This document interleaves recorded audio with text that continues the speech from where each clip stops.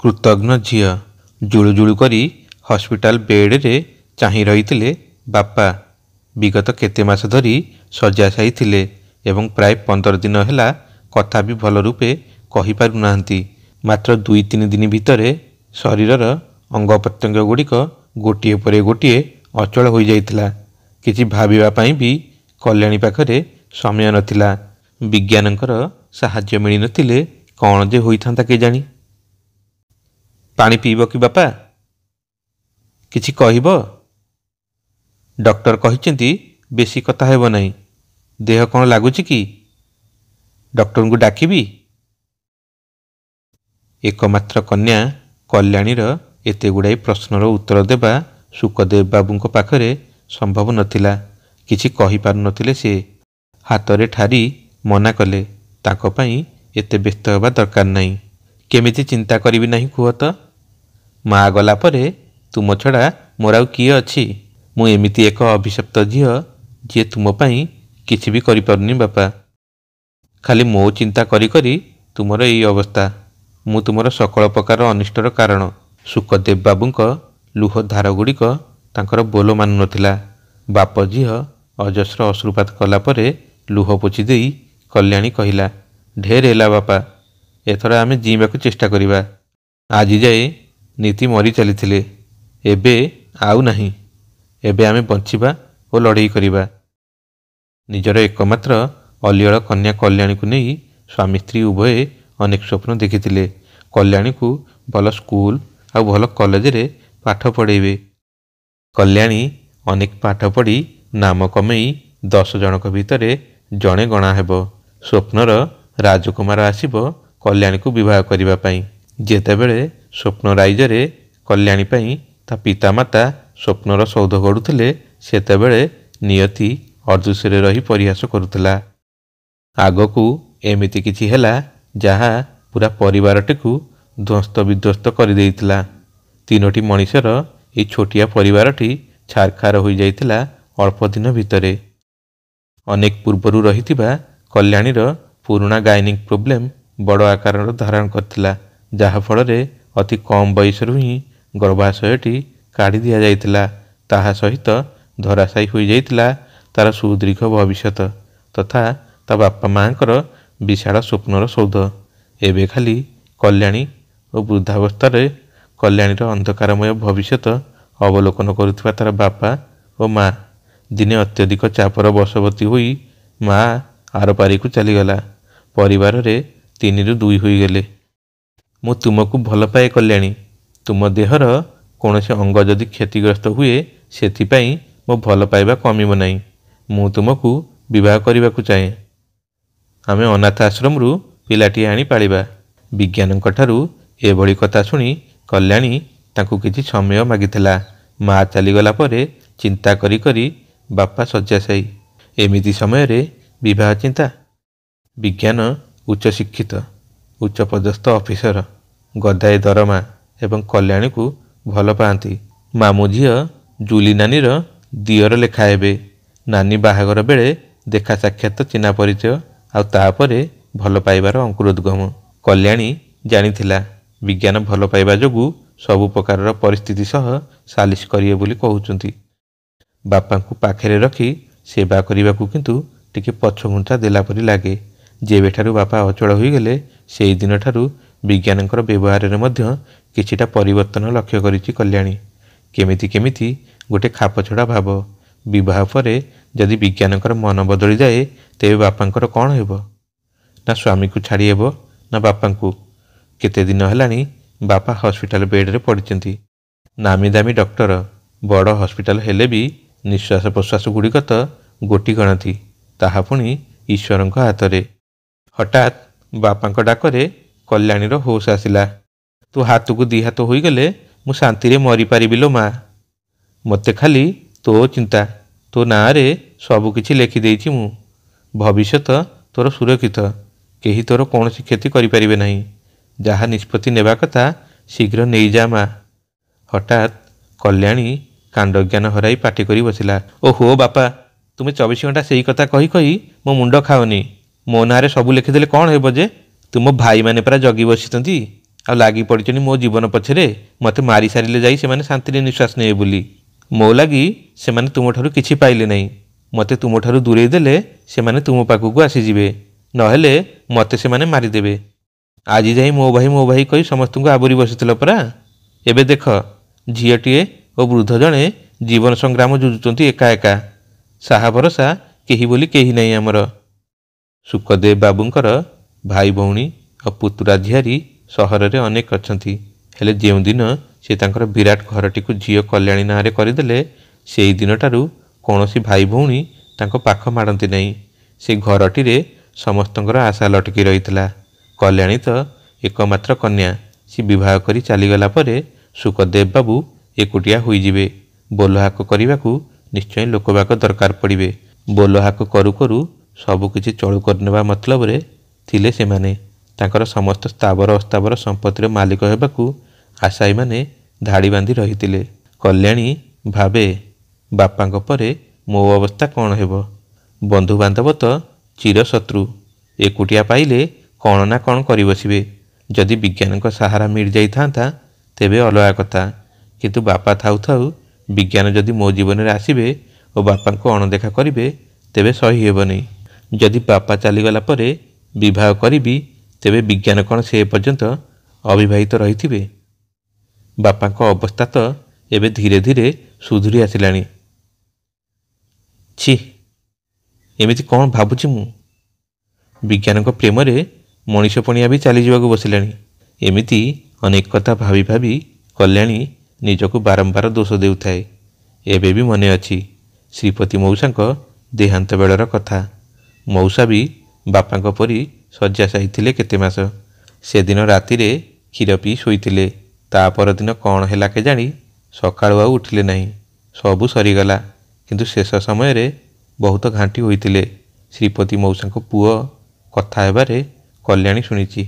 ସିଏ କହେ ବାପାଙ୍କର ଯାହା ହେବାର ଶୀଘ୍ର ହୋଇଯାଆନ୍ତା, ହେଲେ ଆଉ କେତେଦିନ ଏମିତି ଘାଣ୍ଟି ହେଉଥିବେ ଓ ଆମକୁ ଘାଣ୍ଟୁଥିବେ। ସେତେବେଳେ ଶ୍ରୀପତି ମଉସାଙ୍କ ପୁଅ କଲ୍ୟାଣୀକୁ ଗୋଟେ ଭେଲିଆନ ପରି ଦିଶୁଥିଲା। ମଉସାଙ୍କୁ 89 ହେଲାଣି ସତ, ସେଇଠୁ କ'ଣ ହେଲା, କିନ୍ତୁ ପୁଅ ହୋଇ ଏବେ କଲ୍ୟାଣୀ ତ ଘୂରି ବୁଲି ପୁଣି ଠିକ୍ ସେଇ ମୋଡ଼ରେ ପହଞ୍ଚିଛି। ବାପାଙ୍କ ସ୍ୱାସ୍ଥ୍ୟରେ ଉନ୍ନତି ଦେଖି କଲ୍ୟାଣୀ ଚିନ୍ତାରେ ପଡ଼ିଯାଇ ନାହିଁ ତ? ବିଜ୍ଞାନଙ୍କୁ ବିବାହ କରିବା ପାଇଁ ସେ ହୁଏତ ଚାହୁଁଛି ବାପା ଚାଲିଯାଆନ୍ତୁ, ମୁକ୍ତି ମିଳିଯାଉ। ହୁଏତ ବାପାଙ୍କ ପରେ ତାର ବିପଦ ସଂକୁଳ ଭବିଷ୍ୟତ କଥା ଭାବି ଜୀବନ ବିକଳରେ ଚାହୁଁଛି କାହାର ଗୋଟେ ସାହାରା। ଗୋଟିଏ ବୋଲି ଝିଅ, ବାପା ମା'ର ନୟନ ପେତୁଳା ଥିଲା। ଅଥଚ ଆଜି ନିଜ ସ୍ୱାର୍ଥ ପାଇଁ କଲ୍ୟାଣୀ ନିଜକୁ ନିଜେ ପଚାରୁଥିଲା, ସେ କାହିଁକି ଆଜି ବାପାଙ୍କ ସ୍ୱାସ୍ଥ୍ୟରେ ଉନ୍ନତି ହେବା ଦେଖି ବେଶୀ ଖୁସି ହୋଇପାରୁନି। ବାପା ଶୁଣ ଟିକେ ମୋ କଥା। ମୁଁ ଆଜି ମୋ ପାପ ସ୍ୱୀକାର କରୁଛି। ପାପ ସ୍ୱୀକାର କରିଦେଲେ ପୁଣି ଅଧର୍ମ ହୁଏ ନାହିଁ ନା, ତୁମେ କହୁଥିଲ। ପାପ ସ୍ୱୀକାର ନୁହେଁରେ ମା, ଦ୍ୱିତୀୟ ଥର ନ କରିବାର ଶପଥ ଆଉ ସେଥିସହିତ ପୁଣି ପ୍ରାୟଶ୍ଚିତ ବି କରିବାକୁ ପଡ଼େ। ତେବେ ଯାଇ ପାପରୁ ମୁକ୍ତି ମିଳିଥାଏ। ମାଛିକୁ ମଁ ବୋଲି କହୁନଥିବା ଝିଅ ମୋର ଆଜି କି ପାପ ଗୁଡ଼ିକ କରି ପକାଇଛି କି? ହଁ ବାପା, ମୁଁ ତୁମର କୃତଘ୍ନ ଝିଅ। ମୋ ସୁଖର ଲାଳସା ମୋ ପାଇଁ ଗୁରୁତ୍ୱପୂର୍ଣ୍ଣ, କିନ୍ତୁ ତୁମେ ନୁହେଁ। ଗୋଟେ ନିରାପଦ ଭବିଷ୍ୟତ ଆଶାରେ ମୁଁ ମୋ ଅତୀତକୁ ଭୁଲି ଯାଇଛି। ତୁମେ ଭଲ ହେବାରେ ଲାଗିଛ। ଦିନକୁ ଦିନ ତୁମ ସ୍ୱାସ୍ଥ୍ୟରେ ଉନ୍ନତି ପରିଲକ୍ଷିତ ହେଉଛି, କିନ୍ତୁ ମୁଁ କାହିଁକି ବାପା ତାହା ଦେଖି ଖୁସି ହୋଇପାରୁନି। କ'ଣ ଅଛି ମୋ ମନ ଭିତରେ ଯାହା ମୁଁ ଜାଣେ ନାହିଁ। ତୁ ଦ୍ୱନ୍ଦ୍ୱରେ ପଡ଼ିଯାଇଛୁ ମା, ତେଣୁ ତୋ ମନର ଅନ୍ତର୍ଦ୍ୱନ୍ଦ୍ୱ ହିଁ ତୋ ଆଖିରେ ଅନ୍ଧପୁଟୁଡ଼ି ବାନ୍ଧି ଦେଇଛି, ଯାହାଦ୍ୱାରା ସୁଖ ଦୁଃଖ କୌଣସିଟି ଆଜି ତୁ ଦେଖିପାରୁନାହୁଁ। ତୋ ମନରେ ମୋ ଉପରେ ଏକୁଟିଆ ରହିବାକୁ ନେଇ ଭୟ, ଆଉ ତାହା ସହିତ ମୋତେ ଓ ବିଜ୍ଞାନକୁ ପ୍ରଗାଢ଼ ଭଲ ପାଇବା ହିଁ ତୋତେ ଏପରି ବିଷଣ୍ଣ କରୁଛି। ଏହି ଦ୍ୱିଧା ଭିତରେ ସୁଖର କ୍ଷୀଣ ଆଲୋକଟି ତୋତେ ଦେଖାଯାଉ ନାହିଁ। ମୁଁ ସୁଖରେ ଘର ସଂସାର କରେ ବୋଲି ତୁମେ ହିଁ ଚାହୁଁଥିଲ ନା ବାପା? ତୁମେ ବି କହିଥିଲ ବିଜ୍ଞାନଙ୍କ ଠାରୁ ଭଲ ଜୀବନସାଥୀ ମୋତେ ଆଉ ମିଳିବେ ନାହିଁ ବୋଲି। କେଉଁଥିରେ ବି ତାଙ୍କୁ ପୁଣି ଖୁଣି ଦେବାକୁ କିଛି ନାହିଁ। ଏବେ ବି ସେଇ କଥା ହିଁ କହୁଛି। ସର୍ବଗୁଣ ସମ୍ପନ୍ନ ପିଲାଟିଏ ବିଜ୍ଞାନ, ତା ଭିତରେ ମୁଁ ପୁଅଟିଏ ଖୋଜି ପାଇଛି। ଭଗବାନ ମୋତେ ଝିଅଟିଏ ଦେଇଥିଲେ, ଏବେ ପୁଅ ବି ମିଳିଗଲା। କିନ୍ତୁ ତୁମର କ'ଣ ହେବ ବାପା? ମୁଁ ଚାଲିଗଲା ପରେ ତୁମର ଅବସ୍ଥା କ'ଣ ହେବ? ମୋର ଆଉ କେତେ ଦିନ? ସେତେ ଦିନ ଯାଏ କ'ଣ ମୋ ପୁଅର ଆଖି ପାଉନଥିବା ବଙ୍ଗଳାରେ ମୋ ପାଇଁ ଚାଖଣ୍ଡେ ଜାଗା ମିଳିବ ନାହିଁ କି? ଆହା ବାପା ମୋର କେତେ ଆଶା ରଖିଛନ୍ତି ଜୋଇଁର ସେବା ପାଇବେ ବୋଲି, କିନ୍ତୁ ବିଜ୍ଞାନ କ'ଣ? ବିଜ୍ଞାନଙ୍କ ପଦବୀ ପ୍ରତିପତ୍ତି ଯେମିତି ତାଙ୍କର ଗର୍ବ ଅହଙ୍କାର ବି ସେମିତି। କଲ୍ୟାଣୀ ତାଙ୍କୁ ଏତେ ଭଲ ପାଇଲେ ବି ବେଳେବେଳେ ତାଙ୍କର କଟୁ ବାକ୍ୟ ଗୁଡ଼ିକ ସହିପାରେ ନାହିଁ। ବାପା କେମିତି ସହିବେ କେଜାଣି? ନିଜ ପୁଅ ଅବହେଳା କଲେ ଚଳିଯିବ, ହେଲେ ଜୋଇଁ? ଶେଷ ବୟସରେ ଏମିତି ଅବସ୍ଥା ହେବ ବାପାଙ୍କର। ବିଜ୍ଞାନ କ୍ଷଣକୋପୀ, ଟିକେ ଟିକେ ଯୁକ୍ତିତର୍କ ଛୋଟ ଛୋଟ କଥାରେ ସେ କଲ୍ୟାଣୀକୁ ଅନଲାଇନରେ ବ୍ଲକ୍ କରିଦିଅନ୍ତି। ପୁଣି କେତେ ନେହୁରା ହେଲେ ଯାଇ ଅନବ୍ଲକ୍ ହୁଏ।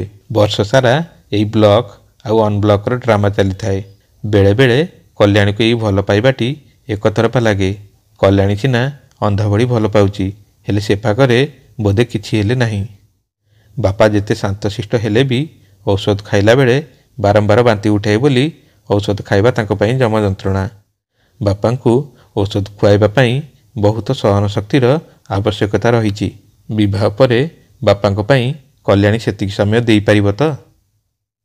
ସେଦିନ ବିଜ୍ଞାନ ଆସିଥିଲେ ବୋଧେ ଟାଇମ୍ ପାସ୍ କରିବା ପାଇଁ। ରାଉଣ୍ଡ ମାରି ଫେରିବା ବେଳେ କହିଲେ, ଆମ ବାହାଘର ବିଷୟରେ କ'ଣ ନିଷ୍ପତ୍ତି ନେଲ କଲ୍ୟାଣୀ? ମୋତେ ଅଳ୍ପ କିଛି ଦିନ ସମୟ ଦିଅ, ବାପାଙ୍କ ସାଙ୍ଗେ କଥା ହୋଇସାରି। କଲ୍ୟାଣୀ କିଛି କହିବା ପୂର୍ବରୁ ବିଜ୍ଞାନ କହି ଉଠିଲେ, ଆରେ କଲ୍ୟାଣୀ, ତୁମେ କିଛି ଖରାପ ଭାବିବ ନାହିଁ।